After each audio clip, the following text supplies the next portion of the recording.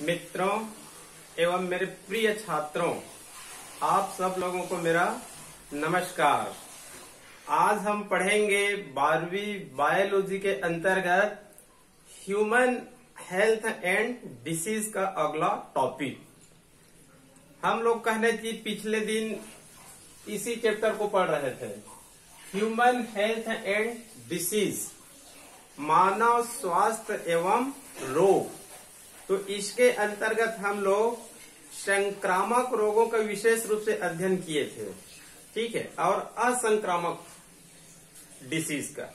संक्रामक रोग के अंतर्गत हम लोग विशेष रूप से अध्ययन किए थे प्रोटोजोआ से होने वाले रोग, कृमि से होने वाले रोग, बैक्टीरिया से होने वाले रोग, वायरस से होने वाले रोग और कवक से होने वाले रोग। ये सब कहना चाहिए संक्रामक रोग है।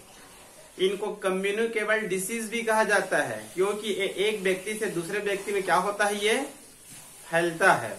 और जो असंक्रामक रोग होते हैं वो एक व्यक्ति से दूसरे व्यक्ति में नहीं फैलते हैं, जिसके कारण उसको नॉन कम्युनिकेबल डिसीज कहा जाता है। क्लियर? इतना तो हम लोग पढ़ लिए थे। आपके सिलेबस में जितना है उससे ज्यादा मैं आप लोगों को बताया हूं, क्योंकि हमारे अधिकांश स्टूडेंट जो एकलव्य मॉडल स्कूल के स्टूडेंट्स हैं वो 12वीं के साथ साथ अन्य कंपटीशन एग्जाम भी दिलाते हैं। विशेष रूप से कहना चाहिए नीट का तैयारी करते हैं। तो आपको नीट का तैयारी करना है तो आपको गहराई से अध्ययन करना पड़ेगा, ठीक है जी। तो आज हम लोग अब शुरू करते हैं। इसी से अगला टॉपिक है basic concept of immunology. Basic concept of immunology, यहां पर ध्यान देंगे आप लोग। अभी कहने की मैं दो तीन पार्ट्स पढ़ाऊंगा आप लोग को। इसमें चित्र नहीं मिलेगा, डायग्राम इसमें नहीं मिलेगा। तो आप लोग, मैं जो बोल रहा हूं उसको आप लोग ध्यान से सुनेंगे। यदि कहने की आप लोग ध्यान से नहीं सुनेंगे तो आप लोगों को इसको क्या करना पड़ेगा, रटना पड़ेगा, ठीक है। और आप रटे रहेंगे तो उसको आप एक सप्ताह बाद, 2 सप्ताह बाद क्या हो जाएंगे, भूल जाएंगे, ठीक है। तो मैं जो भी कहने चाहिए आप लोगों को कॉन्सेप्ट दूंगा, थ्योरिकल है, उसको आप लोग ध्यान से सुनिए, ठीक है। उसके बाद कहना चाहिए ध्यान से सुनेंगे तो आपके दिमाग में बैठ जाएगा, फिर आपको और पढ़ने की आवश्यकता इसको नहीं पड़ेगा। क्लियर? सबसे पहले बताता हूं मैं इम्यूनोलॉजी क्या है, केवल एक लाइन में बताता हूं, ठीक है। इम्यूनोलॉजी का मतलब होता है हमारे शरीर में कहना चाहिए एक रोग प्रतिरोधक क्षमता पाई जाती है। हम लोग वर्तमान समय में देखते हैं हमारे चारों तरफ कहना चाहिए पैथोजन पाई जाती है, रोगाणु पाई जाती है, ठीक है। इन सब को हम लोग एक साथ कहते हैं एंटीजीन। ये एंटीजीन कहना चाहिए हमारे शरीर में प्रविष्ट करते रहते हैं, ठीक है। चाहे कोई भी माध्यम से प्रवेश करे, चाहे दूषित भोजन, चाहे दूषित जल, चाहे दूषित हवा, चाहे सेल मेम्ब्रेन की सहायता से, कुल मिलाकर कहना चाहिए हमारे शरीर में प्रविष्ट करते रहते हैं, ठीक है। तो ये एंटीजीन हमारे शरीर में प्रविष्ट किया तो उस एंटीजीन को नष्ट करने के लिए हमारे शरीर में किसका निर्माण होता है, एंटीबॉडी का निर्माण होता है। ये एंटीबॉडी उस एंटीजीन को क्या कर देता है, नष्ट कर देता है, और हम लोग रोग से क्या हो जाते हैं, मुक्त हो जाते हैं। इसी को कहना चाहिए क्या कहा जाता है, इम्यूनोलॉजी, रोग प्रतिरोधक तंत्र, ठीक है। तो आगे चलकर हम लोग अभी 3-4 पार्ट्स का अध्ययन करेंगे। लगभग कहना चाहिए 100 मिनट के आसपास का लेक्चर है ये। तो कहना चाहिए इसी इम्यूनोलॉजी का अध्ययन करेंगे। वर्तमान दौर में इसकी महत्व और अधिक बढ़ गया है, क्योंकि वर्तमान समय में कहना चाहिए कोरोना नामक कहना चाहिए वैश्विक महामारी चल रहा है, ठीक है। तो आजकल हम लोग देखते हैं जो अनपढ़ व्यक्ति है वो भी ये कहता है कि इनके शरीर में रोग प्रतिरोधक क्षमता ठीक है तो इसको कुछ नहीं होगा। इनके शरीर में रोग प्रतिरोधक क्षमता कम है, इनके शरीर में कुछ दूसरा डिसीज है, तो कोरोना इसके ऊपर क्या हो जाएगा, प्रभावी हो जाएगा, ठीक है। ये आजकल कहना चाहिए अशिक्षित व्यक्ति भी इतना जानते हैं, ठीक है। तो इसी के अंतर्गत कहना चाहिए हम लोग इम्यूनोलॉजी का अध्ययन करते हैं। रोग प्रतिरोधक क्षमता, मतलब जिनके शरीर में इम्यून सिस्टम स्ट्रांग है, रोग प्रतिरोधक क्षमता स्ट्रांग है, उस व्यक्ति को कहना चाहिए कोई भी डिसीज कुछ नहीं कर सकता, क्योंकि उनके शरीर में ही कहना चाहिए इम्यून सिस्टम इतनी अधिक है कि एंटीजन प्रवेश तो करता है, लेकिन एंटीजन खुद क्या हो जाता है, नष्ट हो जाता है, क्योंकि उनके शरीर में क्या है, रोग प्रतिरोधक क्षमता अधिक है। जिनके शरीर में रोग प्रतिरोधक क्षमता कम होती है, जैसे एंटीजन प्रवेश करता है उसके एंटीबॉडी को ही नष्ट कर देता है, ठीक है। तो व्यक्ति आगे चलकर कहना चाहिए डेथ भी हो जाता है, जिनके शरीर में इम्यून सिस्टम बहुत ही कम होती है। Clear. Father of immunology, father of immunology किस साइंटिस्ट को कहा जाता है, एडवर्ड जेनर। एडवर्ड जेनर के बारे में आगे चलकर हम लोग इसका अध्ययन करेंगे, ठीक है। मतलब इम्यूनोलॉजी में सबसे अधिक कार्य किस साइंटिस्ट ने किया है, एडवर्ड जेनर नामक साइंटिस्ट ने किया है। इसी कारण उसको कहा जाता है रोग प्रतिरक्षा जो विज्ञान है उनके जनक माना जाता है। क्लियर। उसके बाद है इम्यून सिस्टम, ये लगभग वही शब्द बार बार आएगा, ठीक है, आप लोग केवल ध्यान से सुनते रहिए। इम्यून सिस्टम रोग प्रतिरोधक तंत्र, तो कहना चाहिए वास्तव में हमारे शरीर में रोग प्रतिरोधक क्षमता किसके कारण होती है, इसको मैं डिटेल से बता रहा हूं, ये शब्द बार बार आएगा, ठीक है। जैसे कि हमको इतना तो पता है हमारे शरीर में क्या होती है, ब्लड होती है, ठीक है। ब्लड को हम लोग कहना चाहिए दो भागों में बांट देते हैं, एक होता है प्लाज्मा, एक होता है प्लाज्मा, इसका अध्ययन नहीं करेंगे। एक होता है कॉर्पल्स, एक होता है कॉर्पल्स। ये कॉर्पल्स कहना चाहिए आगे चलकर तीन प्रकार का होता है, एक होता है आरबीसी और एक होता है डब्ल्यूबीसी और एक होता है ब्लड प्लेटलेट्स, ठीक है। तो ये जो डब्ल्यूबीसी है आगे चलकर कहना चाहिए और दो प्रकार का होता है, एक होता है ग्रेन्युलोसाइट्स कणिकाएं और एक होता है एक ग्रेन्युलोसाइट्स, ठीक है। अब ये कहना चाहिए आगे चलकर तीन प्रकार का होता है, कितने प्रकार का होता है, तीन प्रकार का होता है। एक होता है न्यूट्रोफिल्स, एक होता है बेसोफिल्स और एक होता है इस्नोफिल्स। इसका अध्ययन यहां पर नहीं करना है। एक ग्रेन्युलोसाइट्स के अंतर्गत दो होती है, एक होता है लिम्फोसाइट्स, ये सबसे महत्वपूर्ण है, इसी का अध्ययन करेंगे हम लोग। लिम्फोसाइट्स और एक होता है मोनोसाइट्स, ये कहना चाहिए रक्त है। क्लियर। इतना डिटेल आपके पुस्तक में नहीं होगा क्योंकि ये हीमोलॉजी से संबंधित है, सीरोलॉजी से संबंधित है, ब्लड से संबंधित है, ठीक है। लेकिन यहाँ पर इम्यून सिस्टम का संबंध किससे है, डब्ल्यूबीसी से है, इसी कारण मैं इसको यहाँ पर लिखा हूं, ठीक है। जैसे कि रक्त, रक्त मतलब ब्लड, ब्लड क्या है, एक हमारे शरीर में वेस्कुलर टिश्यू है, संवहनी उत्तक है। तो ये दो भागों में इसको बांट देते हैं, प्लाज्मा और कार्पल्स। ये 55% और ये 45%, हालांकि इसके प्रतिशत कम ज्यादा होती रहती है, ठीक है। ये कार्पल्स को आगे चलकर तीन भागों में बांट देते हैं, आरबीसी, डब्ल्यूबीसी, ब्लड प्लेटलेट्स। तो इनका संबंध इम्यून सिस्टम से आरबीसी के नहीं है और ब्लड प्लेटलेट्स का नहीं है, डायरेक्ट इनका संबंध डब्ल्यूबीसी से है। आरबीसी का कार्य क्या होता है, ऑक्सीजन का परिवहन करना। ब्लड प्लेटलेट्स का कार्य क्या होता है, ब्लड क्लॉथिंग, रक्त का थक्का जमाना। डब्ल्यूबीसी का कार्य क्या होता है, यही कहना चाहिए एक ऐसा रक्त है जो हमारे शरीर में कहना चाहिए इम्यून सिस्टम से संबंधित है, ठीक है जी।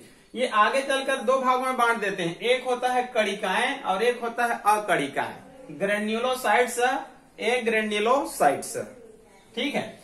तो ग्रेन्युलोसाइट्स आगे चलकर तीन प्रकार का होता है, एक होता है न्यूट्रोफिल्स, बेसोफिल्स, इस्नोफिल्स। इस्नोफिल्स का नाम तो सुने होंगे, इनकी मात्रा अधिक हो जाती है तो एलर्जी हो जाता है, इस्नोफिलिया हो जाता है, सर्दी अधिक और एलर्जी हो जाती है। ठीक है। एक ग्रेन्युलोसाइट्स, ये दो प्रकार का होता है, एक होता है लिम्फोसाइट्स और एक होता है मोनोसाइट्स। तो यहां पर कहना चाहिए हम लोग किसका अध्ययन करेंगे, लिम्फोसाइट्स का। किसका अध्ययन करेंगे, लिम्फोसाइट्स ही एक ऐसा सेल्स है जो हमारे इम्यून सिस्टम से रिलेटेड है। क्लियर।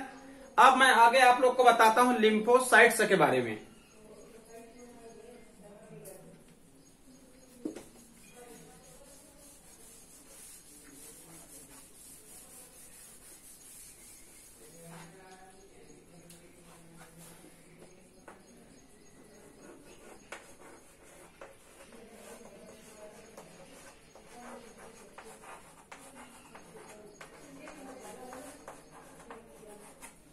लिम्फोसाइट्स, ठीक है जी। ये जो लिम्फोसाइट्स है एक प्रकार से WBC है। ठीक है। ये लिम्फोसाइट्स भ्रूणी अवस्था में, जब हम लोग कहना चाहिए भ्रूणी अवस्था में रहते हैं, तो जो लिम्फोसाइट्स थाइमस ग्लैंड में प्रवेश करती है,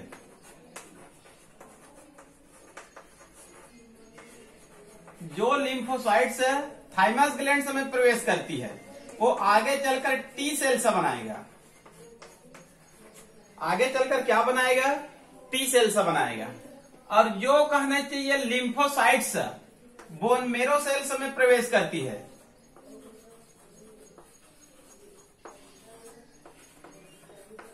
जो लिम्फोसाइट्स बोन मेरो सेल्स में प्रवेश करती है वो क्या बनाती है, बी सेल्स बनाती है। ठीक है जी। ये जो लिम्फोसाइट्स है ये भ्रूणी अवस्था में, मतलब प्रारंभिक अवस्था में, जब हम लोग भ्रूणी अवस्था में रहते हैं तब की बात है, सेल डिफरेंशिएशन के समय, कोशिका विभेदन के समय जो लिम्फोसाइट्स थाइमस ग्लैंड में प्रवेश करेगा, थाइमस ग्लैंड से यहां पर होता है, केवल बच्चे में सक्रिय होती है, 12-13 साल के बाद थाइमस ग्लैंड से क्या हो जाती है, निष्क्रिय हो जाती है। इसका अध्ययन 11वीं में किए थे हम लोग एंडोक्राइन सिस्टम में। क्लियर। तो जो लिम्फोसाइट्स थाइमस ग्लैंड में प्रवेश करती है वो आगे चलकर कौन सा सेल बनाएगा, टी सेल्स बनाएगा। और जो लिम्फोसाइट्स कोशिका विभेदन के समय बोन मेरो सेल्स में प्रवेश करती है, अस्थि मज्जा सेल्स में प्रवेश करती है, वो आगे चलकर क्या बनाएगा, बी सेल्स बनाएगा। इसको विशेष रूप से याद रखेंगे क्योंकि ये शब्द कई बार आएगा, ये T cells B cells, T cells B cells. Clear. तो कहना चाहिए इम्यून सिस्टम, तो यहां पर मैं बी लिख दिया हूं शॉर्टकट, और ये टी लिख दिया हूं। इसका मतलब होता है हमारे इम्यून सिस्टम में मुख्य रूप से दो सेल्स होती है, एक सेल्स होता है बी सेल्स और एक सेल्स होता है टी सेल्स। ये बी सेल्स टी सेल्स कहां से बना, ये तो पता चल गया इनकी सहायता से। ठीक है। ये जो बी सेल्स होता है, ये टी सेल्स होता है, ये बी सेल्स एंटीबॉडी का निर्माण करता है। याद रखेंगे, ये बी सेल्स किसका निर्माण करता है, एंटीबॉडी का निर्माण करता है। और ये टी सेल्स क्या कार्य करता है, प्रतिरक्षा का कार्य करता है।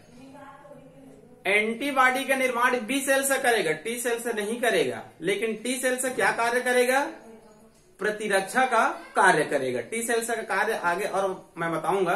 ठीक है। इतना याद रखेंगे पहले, बी सेल से एंटीबॉडी का निर्माण करेगा और टी सेल से प्रतिरक्षा का कार्य करेगा। जैसे ही हमारे शरीर में एंटीजीन प्रवेश करती है, जैसे ही हमारे शरीर में एंटीजीन प्रवेश करती है, ये बी सेल्स और टी सेल्स उनसे प्रेरित होकर, किनसे प्रेरित होकर, एंटीजीन से प्रेरित होकर एक इफेक्टर सेल्स बनाएगा और एक मेमोरी सेल्स बनाएगा।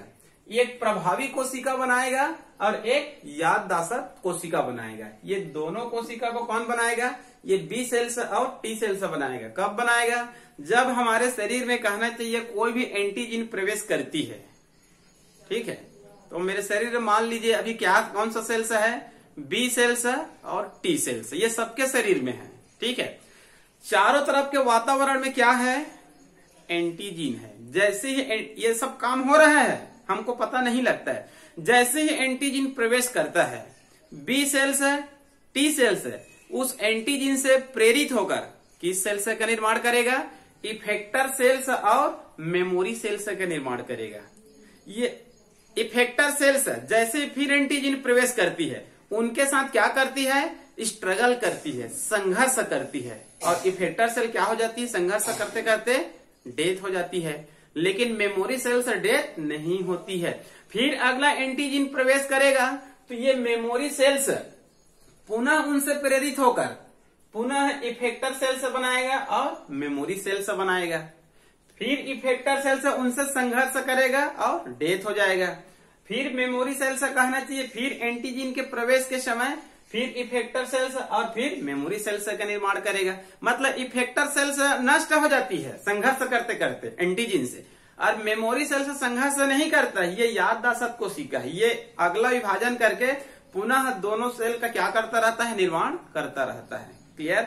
ये याददाश्त कोशिका, मेमोरी कोशिका हमारे शरीर में लंबी अवधि तक सक्रिय होती है। यहां तक कि ये देखा गया है, ये जो मेमोरी सेल्स होता है 30 साल, 40 साल, 50 साल, मतलब हम लोग कई मेमोरी सेल्स ऐसे होते हैं जब तक हम लोग जीवित रहेंगे तब तक हमारे शरीर में क्या रहती है? जीवित रहती है और याददाश्त बनी रहती है। जैसे ही एंटीजन प्रवेश करती है उस एंटीजन को क्या कर लेती है? पहचान लेती है। ठीक है, जैसे कि मान लो हम लोग एक दूसरे के मित्र को, यदि हम लोग 20 साल 25 साल तक नहीं मिलते हैं तो हम लोग एक दूसरे को क्या कर सकते हैं? भूल सकते हैं। ठीक है, क्योंकि हमारी उतनी याददाश्त नहीं है।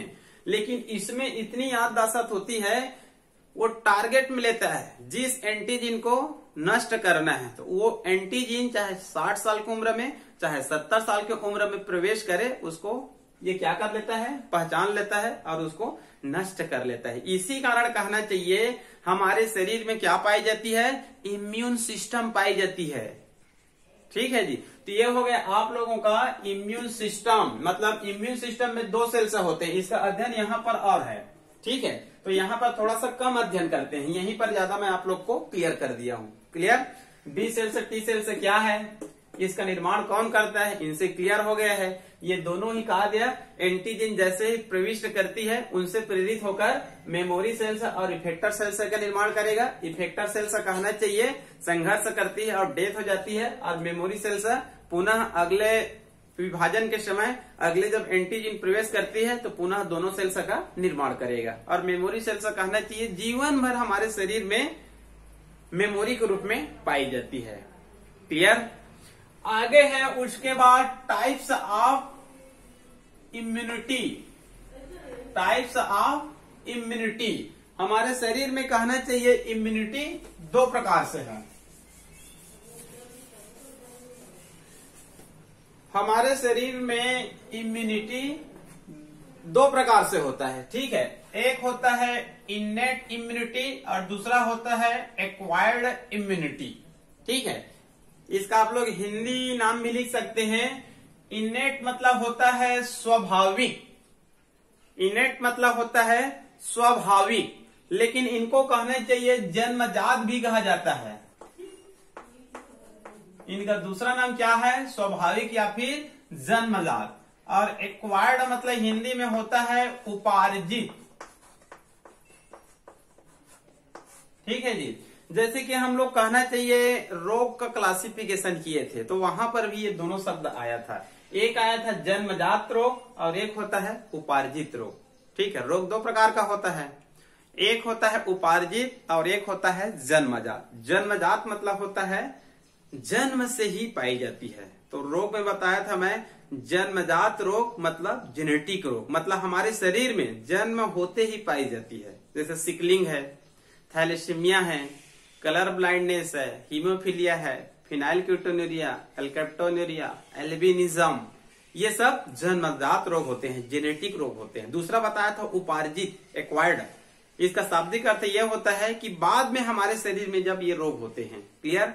और उपार्जित रोग को आगे चलकर मैं 2 प्रकारों में बांट दिया था, संक्रामक और असंक्रामक, कम्युनिकेबल और नॉन कम्युनिकेबल। तो ये लगभग वही शब्द है। ठीक है, इम्यूनिटी 2 प्रकार से है, एक है स्वाभाविक या जन्मजात और एक है उपार्जित।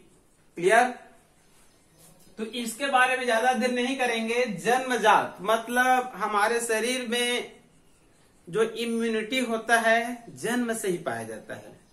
ठीक है, कोई भी व्यक्ति को देखिए उनके शरीर में इम्यूनिटी कहना चाहिए जन्म से ही पाई जाती है। यदि जन्म से ही उनके शरीर में यदि इम्यूनिटी नहीं रहेगा तो आगे चलकर वो कुछ रोग के कारण क्या हो सकते हैं, डेथ हो सकते हैं।